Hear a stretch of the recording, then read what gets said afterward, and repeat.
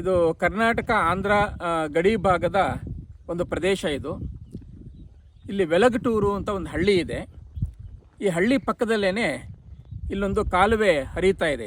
ಇದು ಕೃಷ್ಣಾ ನದಿಯಿಂದ ಬಂದಿರುವಂಥ ನೀರು. ಹಿಂದೆ ರಾಜಶೇಖರ ರೆಡ್ಡಿ ಅವರು ಮುಖ್ಯಮಂತ್ರಿ ಆಗಿದ್ದಾಗ ಮತ್ತು ನಂತರ ಚಂದ್ರಬಾಬು ನಾಯ್ಡು ಅವರು ಮುಖ್ಯಮಂತ್ರಿ ಆಗಿದ್ದಾಗ ಈ ಇಬ್ಬರೂ ಕಾಲದಲ್ಲಿ ಇಲ್ಲೊಂದು ಕಾಲುವೆಯನ್ನು ಮಾಡಲಾಗಿದೆ. ಇಬ್ಬರ ಒಂದು ಶ್ರಮದಿಂದ ಇವತ್ತು ಕೃಷ್ಣಾ ನದಿಯಿಂದ ಆಂಧ್ರದ ಕೊನೆಯ ಪ್ರದೇಶ ಅಂತ ನಾವೇನು ಕುಪ್ಪಂ ಪ್ರದೇಶವನ್ನು ಕರಿತೇವೆ, ಚಿತ್ತೂರು ಜಿಲ್ಲೆಯ ಕುಪ್ಪಂ ಅಂತ ಏನು ಕರಿತೇವೆ, ಆ ಕುಪ್ಪಂವರೆಗೂ ದೂರದ ಕೃಷ್ಣಾ ನದಿಯಿಂದ ನೀರನ್ನು ತರಲಾಗಿದೆ. ಅಂದರೆ ಇಚ್ಛಾಶಕ್ತಿ ಇದ್ದರೆ, ರಾಜಕಾರಣಿಗಳಿಗೆ ಇಚ್ಛಾಶಕ್ತಿ ಇದ್ದರೆ ಈ ರೀತಿಯ ಕಾಲುವೆಯ ಮೂಲಕ ಎಷ್ಟು ದೂರಕ್ಕೆ ಬೇಕಾದ ನೀರನ್ನು ತೆಗೆದುಕೊಂಡು ಹೋಗ್ಬೋದು ಅನ್ನೋದಕ್ಕೆ ಇದೊಂದು ಒಳ್ಳೆಯ ಉದಾಹರಣೆ.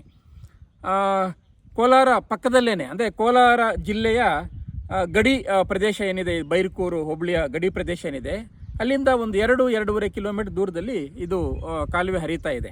ಅಂದರೆ ಕೋಲಾರದ ಗಡಿಗೆ ಅಂಟಿಕೊಂಡಿರ್ತಕ್ಕಂಥ ಈ ಕಾಲುವೆಯನ್ನು ಆಂಧ್ರ ಪ್ರದೇಶ ಸರ್ಕಾರ ಮಾಡಲಿಕ್ಕೆ ಸಾಧ್ಯ ಇದೆ ಅಂತಂದರೆ ಕರ್ನಾಟಕ ಸರ್ಕಾರವು ಕೂಡ ಈ ರೀತಿಯ ಕಾಲುವೆಯ ಮೂಲಕ ಕೋಲಾರದಂತಹ ಬರಪೀಡಿತ ಪ್ರದೇಶಕ್ಕೂ ಕೂಡ ನೀರನ್ನು ತರಬಹುದು ಅನ್ನುವಂಥದ್ದು. ನೀವು ನೋಡ್ತಾ ಇದ್ದೀರಿ, ಇದು ಏನು ತೂಬೇನಿದೆ, ಈ ರೀತಿಯ ತೂಬುಗಳ ಮೂಲಕ ಈ ಭಾಗದ ಕೆರೆಗಳಿಗೆ ನೀರನ್ನು ಹರಿಸುವಂಥ ಕೆಲಸವನ್ನು ಮಾಡ್ತಾ ಇದ್ದಾರೆ. ಈಗಾಗಲೇ ಕುಪ್ಪಂ ಭಾಗದ 50ಕ್ಕೂ ಹೆಚ್ಚು ಕೆರೆಗಳಿಗೆ ನೀರನ್ನು ತುಂಬಿಸಲಾಗಿದೆ ಅನ್ನುವಂಥ ಮಾತನ್ನು ಈ ಊರಿನ ಜನ ಹೇಳ್ತಾ ಇದ್ರು. ಸೊ ಈ ರೀತಿ ಬರಪೀಡಿತ ಚಿತ್ತೂರು ಜಿಲ್ಲೆಯನ್ನು ಈಗ ಸಂಪದ್ಭರಿತ ಏನೋ ಒಂದು ಕೃಷಿ ಪ್ರದೇಶವನ್ನಾಗಿ ಮಾಡ್ತಕ್ಕಂಥ ಪ್ರಯತ್ನವನ್ನು ಏನು ಆಂಧ್ರ ಸರ್ಕಾರ ಮಾಡಿದೆ, ಅದೇ ರೀತಿಯಲ್ಲಿ ಕೋಲಾರ, ತುಮಕೂರು, ಚಿತ್ರದುರ್ಗ ಈ ಭಾಗದ ಅನೇಕ ಜಿಲ್ಲೆಗಳಿಗೆ ನೀರಿಗೆ ಭಾಳ ತೊಂದರೆ ಇದೆ. ಬರೀ ಕುಡಿಯುವ ನೀರು ಮಾತ್ರ ಅಲ್ಲ, ಕೃಷಿ ಯೋಗ್ಯವಾದಂತಹ ಒಂದು ಕೆಲಸಗಳನ್ನು ಕೂಡ ಮಾಡೋದಕ್ಕೆ ಈ ರೀತಿಯ ನೀರನ್ನು ನಾವು ಬಳಸ್ಕೋಬೋದು. ಎಷ್ಟೋ ನೀರನ್ನು ನಾವು ಸಮುದ್ರಕ್ಕೆ ಬಿಡ್ತಾ ಇದ್ದೀವಿ.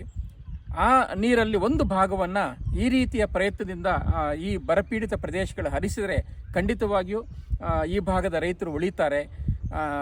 ಸಂಕಷ್ಟದಲ್ಲಿರ್ತಕ್ಕಂಥ ರೈತರನ್ನು ಮತ್ತು ಕೃಷಿ ವ್ಯವಸ್ಥೆಯನ್ನು ನಾವು ಸರಿಪಡಿಸಬೇಕು ಅಂತಂದರೆ ಈ ರೀತಿಯ ಪ್ರಯತ್ನಗಳನ್ನ ಮಾಡಬೇಕು ಅಂತ ನಾನು ಈ ಸಂದರ್ಭದಲ್ಲಿ ಹೇಳಲಿಕ್ಕೆ ಇಚ್ಛಿಸ್ತೇನೆ. ಈ ಕಾಲುವೆಯನ್ನು ನೋಡಿ ಭಾಳ ಸಂತೋಷ ಆಯಿತು. ಈ ರೀತಿಯ ಕಾಲುವೆಗಳು ಜನಜೀವನವನ್ನು ಕಟ್ಟಿಕೊಡ್ತವೆ.